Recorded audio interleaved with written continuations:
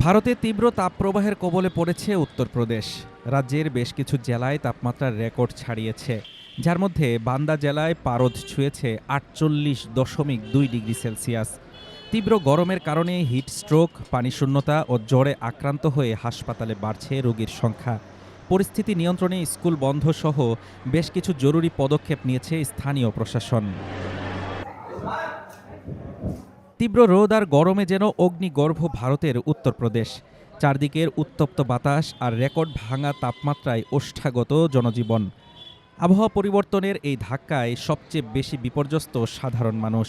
বাড়ছে heat stroke, তীব্র পানিশূন্যতা ও প্রচণ্ড জ্বরের মতো রোগবালাই।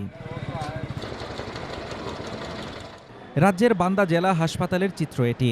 তীব্র গরমে অসুস্থদের জায়গা দিতে হিমশিম খাচ্ছে হাসপাতাল কর্তৃপক্ষ।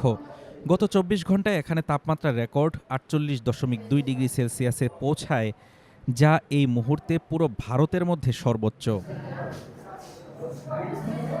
হাসপাতালের ডাক্তাররা বলছেন, আমাদের ওপিডিতে এখন দৈনিক প্রায় ১১০০ রোগী আসছেন, আর জরুরি বিভাগ দিয়ে ভর্তি হচ্ছেন প্রায় ১০০ জনের মতো। তাদের বেশিরভাগই তীব্র জ্বর ও মাথা ঘোরার সমস্যায় ভুগছেন। অবস্থা গুরুতর হলে আমরা আইভি ফ্লুইড দিচ্ছি। डायरिया और चक्कर इस तरह के पेशेंटों की संख्या बढ़ी है।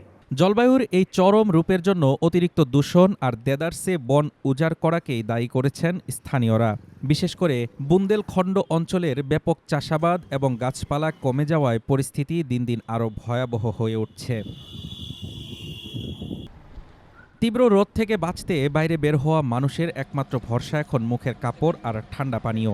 এদিকে উত্তরপ্রদেশের প্রয়াগরাজে ৪৬ এবং ঝাঁসিতে তাপমাত্রা ৪৫ ডিগ্রি সেলসিয়াস ছাড়িয়েছে। আগামী ১০ দিন এই পরিস্থিতি বজায় থাকার আশঙ্কায় রেড অ্যালার্ট জারি করেছে আবহাওয়া অধিদপ্তর। পরিস্থিতি সামাল দিতে সকাল ১০টার মধ্যেই সমস্ত বাণিজ্যিক কর্মকাণ্ড বন্ধের নির্দেশ দিয়েছে প্রশাসন। সেই সাথে জরুরি প্রয়োজনে স্কুলগুলোও বন্ধ রাখার সিদ্ধান্ত নেওয়া হয়েছে। হাফিজুর রহমান তুষার, ঢাকা টুডে।